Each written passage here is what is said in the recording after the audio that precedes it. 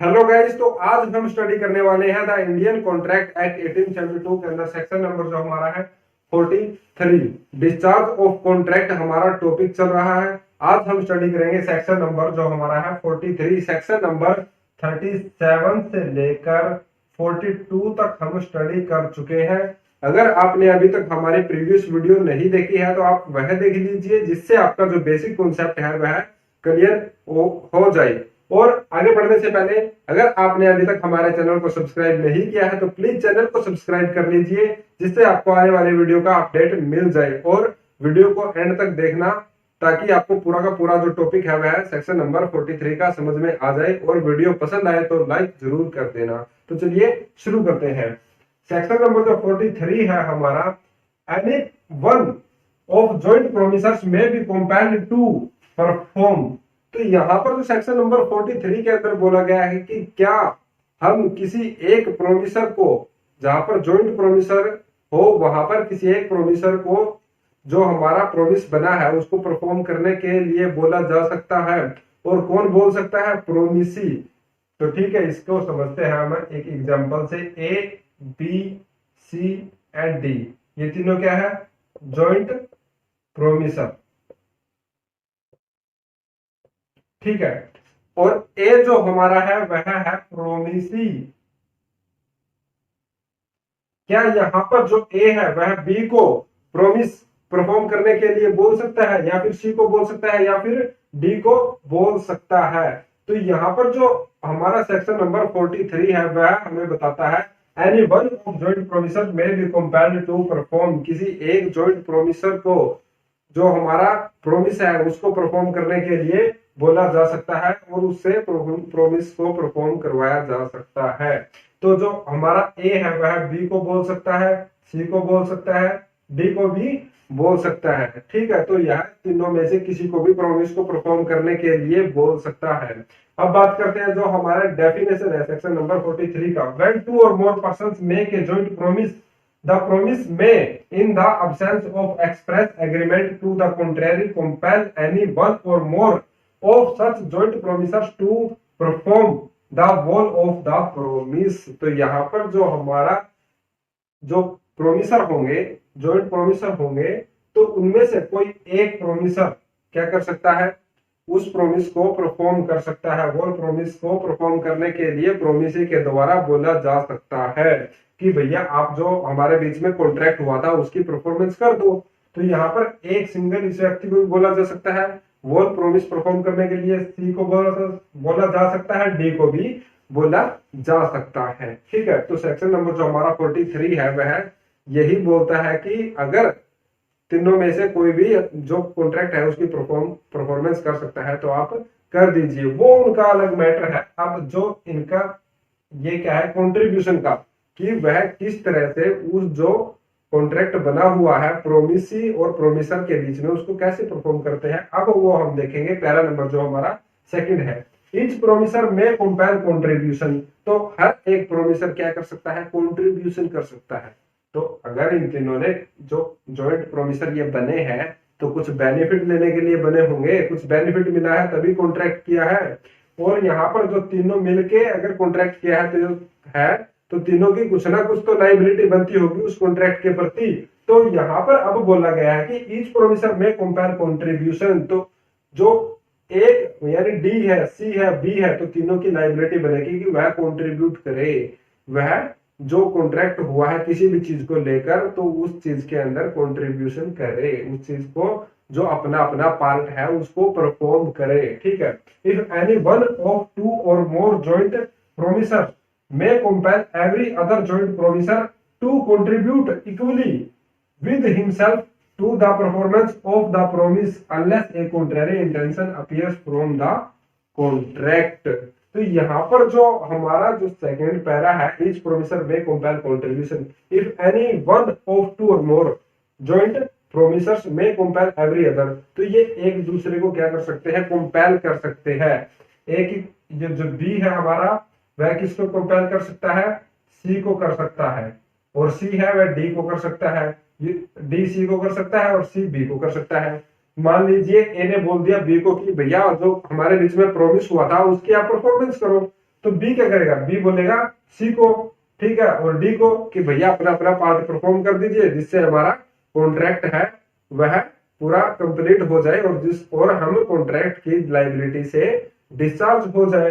तो यहाँ पर इसके लिए जो बी है वह दोनों सी और डी को कंपेल कर सकता है और उनको बोल सकता है कि आप अपना अपना पार्ट परफॉर्म कीजिए। अब बात आती है नेक्स्ट जो हमारा पैरा है, sharing of loss by default in contribution. अब शेयरिंग लॉस की बात आ गई। मान लीजिए कोई भी कॉन्ट्रैक्ट तीनों के बीच में हुआ था, ठीक है, ए बी सी और डी, ठीक है, और ए हमारा यहाँ पर क्या बना हुआ है, प्रोमिसी। ए कौन है, प्रोमिसी, और बी सी डी ये सब के सब कौन है, प्रोमिसर। तो यहां पर sharing of loss by default in contribution, तो जो क्या होगा, डिफॉल्ट होगा, ठीक है। यहां पर मान लीजिए ए बी सी डी ये तीनों के तीनों प्रोमिसर है। If any one of two और more joint promisor makes default in such contribution, the remaining joint promisor must bear the loss arising from such default in equal shares। यानी कोई default हो जाता है तो वहां पर इनकी लाइबिलिटी बनेगी तीनों पार्टीज की। यानी मान लीजिए सी की वजह से कोई डिफॉल्ट हुआ है, ठीक है, या फिर किसी ने कोई पैसा पे नहीं किया है, यह अपना पार्ट परफॉर्म करने से चूक गया या फिर डिफॉल्ट हो गया, तो इसकी लाइबिलिटी आगे अराइज हो जाएगी।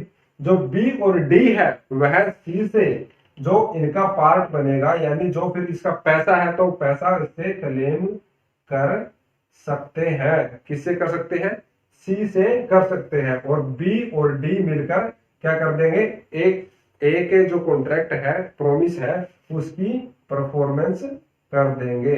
तो ये हमारा जो कॉन्ट्रैक्ट है वह कंप्लीट हो जाएगा और हम डिस्चार्ज हो जाएंगे उस कॉन्ट्रैक्ट से, ठीक है, उस परफॉर्मेंस प्रॉमिस से, ठीक है। अब जो एक्सप्लेनेशन है हमारे, एक्सप्लेनेशन देखेंगे। Explanation, nothing in this section shall prevent a surety from recovering from his principal. तो इसके अंदर क्या है, हमारा जो सेक्शन नंबर 43 है, इसके अंदर जो कोई भी श्योरिटी प्रिवेंट नहीं किया गया है प्रिंसिपल अमाउंट को रिकवर करने के लिए। Payments made by the surety on behalf of the principal, जो पेमेंट मेड की जाएगी, जो पेमेंट दी जाएगी वह किसके बिहाफ पर दी जाएगी, श्योरिटी के बिहाफ पर दी जाएगी। और entitle the principal to recover anything from the surety on account of payment made by the principal. और जो श्योरिटी होगा वह किसके बिहाफ पर पेमेंट देगा, प्रिंसिपल के बिहाफ पे, और जो पेमेंट है वह रिकवर किसके द्वारा की जाएगी, प्रिंसिपल के द्वारा। कैसे रिकवर की जाएगी, आपको एक एग्जांपल देता हूं। मान लीजिए ए बी सी, ठीक है, तीन पार्टीज है और डी हमारा प्रोमिस है। तो यहां पर जो ए बी और सी है, सी ने क्या कर दिया, एज ए बी को श्योरिटी क्या कर दिया, इन्वॉल्व कर दिया किसके अंदर, कॉन्ट्रैक्ट के अंदर। और जो प्रिंसिपल कौन है हमारा, सी है, प्रिंसिपल कौन है हमारा, सी है। तो यहां पर अगर सी डिफॉल्ट हो जाता है, सी पेमेंट नहीं कर पाता है, तो जो ए और बी है इनको इन्वॉल्व किया है इसने, तो जो ए और बी हमारे क्या करेंगे, डी की पेमेंट करेंगे, जो को प्रॉमिस है उसको परफॉर्म करेंगे, ठीक है। अब बात करते हैं जो इलुस्ट्रेशन है। Illustration A B and C, A B and C jointly promise to pay D 3000 rupees. D may compel either A or B or C to pay him 3000 rupees। तो यह वही है जो मैंने आपको डेफिनेशन के अंदर बताया था कि ए बी सी तो तीनों ज्वाइंटली क्या करते हैं, प्रोमिस बनाते हैं, ठीक है, और पे कितना करना है इनको, अमाउंट 3000 रुपीज पे करना है। अगर 3000 अमाउंट पे करना है तो एक के कितना पार्ट आएगा, 1000 रुपीज, यानी एक जो पार्टी है वह कितना हिस्सा देगी, 1000 रुपए, ठीक है। ए बी सी तो इनको देने हैं 3000 रुपीज, किसको देने हैं, डी को देने हैं। डी कौन है, प्रोमिसर, डी हमारा है प्रोमिसर, ठीक है। अब जो डी है वह किसको बोलेगा, सी को बोल सकता है, बी को बोल सकता है, ए को बोल सकता है, ठीक है, तीनों में से किसी भी पार्टी को बोल सकता है, और तीनों को क्या करना है, 3000 रुपीज देने हैं। अगर यहाँ पर सी दे देता है तो सी लेगा बी से और ए से, 1000 रुपीज लेगा ए से और 1000 रुपीज किससे लेगा, बी से, ठीक है। तो यहाँ पर इनको इस तरीके से अपना जो है पार्ट परफॉर्म करना पड़ेगा। और जो डी है हमारा मे कंपेयर आइदर ए और बी और सी, तो तीनों में से किसी को भी कंपेयर कर सकता है प्रोमिस को परफॉर्म करने के लिए। ठीक है, आप देखते हैं next illustration, illustration B. A B and C jointly promise to pay D the sum of 3000 rupees. Same example लेंगे, बस थोड़ा सा डिफरेंस है इसके अंदर। ठीक है, कोई ज्यादा बड़ी बात नहीं है। A B plus C equal to D. ठीक है, ए बी सी क्या है, joint promisor equal to promisee. कौन खड़ा है तीनों के सामने, डी खड़ा है हमारा जो प्रोमिसी है, और ये हमारा क्या बना है, प्रोमिस। ठीक है, तो अब हमें निकालना है प्रोमिस इनसे।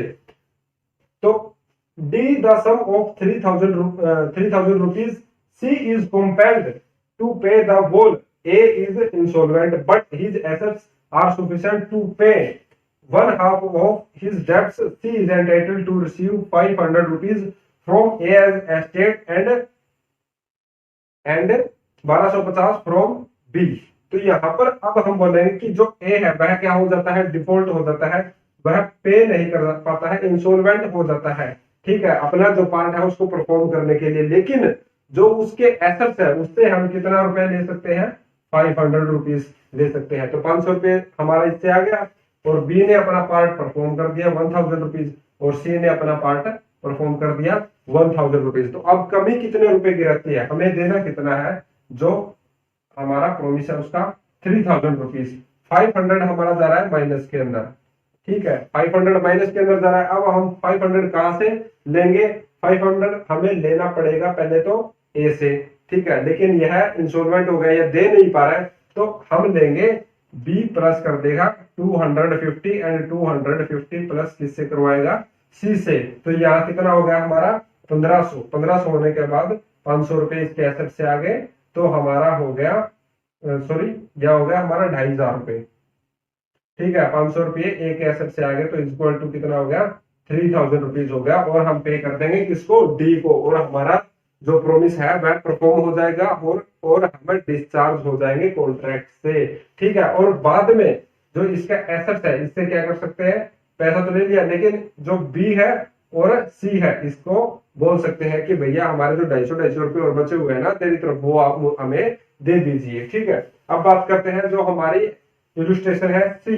ए B and C are under joint promise to pay D 3000 are C is unable to pay anything and A is compelled the whole, A is entitled to receive 1500 RS from B। तो यहाँ पर हमारा जो क्या है contract बना हुआ तीन पार्टी के बीच में, A B and C under joint promisor to pay D, same चीज है, वही 3000 रुपए हमें यहाँ पर भी देने हैं। C is unable to pay anything and A is compelled the whole, A is entitled to receive 1500 from B। तो C जो हमारा है वह पे करने से चूक गया, उसके पास पैसा नहीं है, एक भी रुपया वह नहीं दे पाएगा बेचारा, 1000 रुपए भी। ठीक है, तो अब क्या करना है, जो हमारा ए बच गया, ए क्या करेगा, किसके पास जाएगा, बी के पास जाएगा। तीन पार्टनर थे, तीन पार्टनर में से एक की तो हवा निकल गई है, हवा टाइट हो गई है, हवा टाइट होने की वजह से उसको पैसे देने में दिक्कत हो रही है, अब वह दे नहीं पा रहा है, ए बी सी। ठीक है, अब ये मान लीजिए सी है, सी अनेबल टू पे, या पे नहीं कर पा रहा है। अब 3000 रुपए थे, ठीक है, यह क्रॉस खत्म हो गया। अब 3000 रुपए किसको डिवाइड करेंगे हम, 1500 ईच का रहेगा।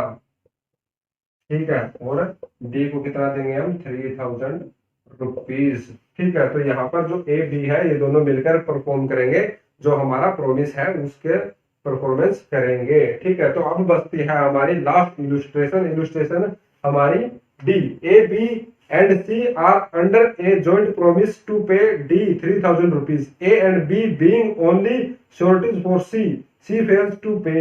ये वाली चीज जो हमने स्टडी की थी, जो हमारी एक्सप्लेनेशन थी, उसके लिए इलस्ट्रेशन स्पेशली दी गई है ताकि आपको इजीली समझ में आ जाए। ठीक है, तो अब हम बात करेंगे इलस्ट्रेशन हमारी जो डी है, ए बी एंड सी। तीनों पार्टी ले लेते हैं हम पहले तो, A plus B plus C is equal to D. ठीक है, तो ये हो गया हमारा फॉर्मूला तैयार हो गया। ठीक है, A and B being only sureties for C, A and B क्या है, only sureties, only sureties for किसके लिए, सी के लिए। ठीक है, ओनली ये श्योरिटी बना दिए गए हैं, ओनली श्योरिटी बन गए हैं किसके लिए, सी के लिए। किस लिए बने हैं श्योरिटी ये, A and B are compelled to pay the whole sum they are entitled to recover it from C। कब C fails to pay, जब C फेल हो जाता है पे करने के लिए, C fails to pay। अगर C यहाँ पर हमारा फेल हो गया अमाउंट पे करने के लिए 3000 रुपीज, 3000 टाइम्स, 3000 टाइम्स सुना है क्या आपने, एंड गेम मूवी देखी होगी तो उसके अंदर देखा होगा आपने, एवेंजर्स एंड गेम के अंदर 3000 टाइम्स। ठीक है, तो यहाँ पर 3000 है, तो अगर सी 3000 रुपए देने के लिए क्या हो जाता है, फेल हो जाता है, तो ए और बी है एज ए श्योरिटी इसके डी के 3000 रुपीज पे करेंगे। और आफ्टर दैट क्या होगा, जो सी है हमारा वो ए एंड बी को क्या करेगा, 3000 रुपीज को पे करेगा, यानी उनके पैसे रिटर्न करेगा। तो यही मान सकते हैं कि सिंपल शब्दों में यह इनसे उधारे लेकर दे रहा है और इनको श्योरिटी बनाया गया है। अगर यह फेल हो जाता है तो ताकि कॉन्ट्रैक्ट है हमारा ब्रीच ना हो और उसकी परफॉर्मेंस हो जाए, तो इसलिए यहाँ पर ए एंड बी को श्योरिटी बना दिया, ताकि अगर एक पार्टी फेल हो जाती है एक टाइम पर तो उनकी जगह उस कॉन्ट्रैक्ट है उसकी प्रोमिस की परफॉर्मेंस कोई अन्य व्यक्ति कर सके। तो यहाँ पर ए एंड बी हमारे श्योरिटी होंगे, और जैसे ही यह पे करेंगे डी को हम डिस्चार्ज फ्रॉम द कॉन्ट्रैक्ट हो जाएंगे। और डिस्चार्ज होने के बाद अब सी की लायबिलिटी क्या रहती है, यह मुक्त नहीं होगा, इसको तो देने पड़ेंगे। किसको देने पड़ेंगे, ए एंड बी को देने पड़ेंगे। डी से यह क्या हो जाएगा, डिस्चार्ज फ्रॉम द कॉन्ट्रैक्ट, जो इन दोनों पार्टी के बीच में कॉन्ट्रैक्ट बना हुआ है। ठीक है, आई होप आपको समझ में आया होगा। अगर फिर भी कोई बात समझ में नहीं आई है तो वीडियो को कमेंट सेक्शन में जाकर कमेंट करें, और वीडियो अगर पसंद आई है तो वीडियो को लाइक करें, शेयर करें और तैयारी करते रहें, जिससे आपके जो पूरा का पूरा कॉन्सेप्ट क्लियर हो जाएगा। और जो प्रीवियस वीडियो है उनको देख लीजिए, ताकि जो आपका पूरा कॉन्सेप्ट है डिस्चार्ज ऑफ कॉन्ट्रैक्ट का आपको समझ में आ जाए। और रिवीजन करते रहिएगा साथ ही साथ, जिससे आपको रिवाइज होता रहेगा और आप भूलेंगे नहीं जो अपना कॉन्ट्रैक्ट एक्ट है कभी भी लाइफ के अंदर। बहुत ही इजी है। तो मिलते हैं नेक्स्ट वीडियो के साथ, तब तक के लिए take care, bye bye, thank you.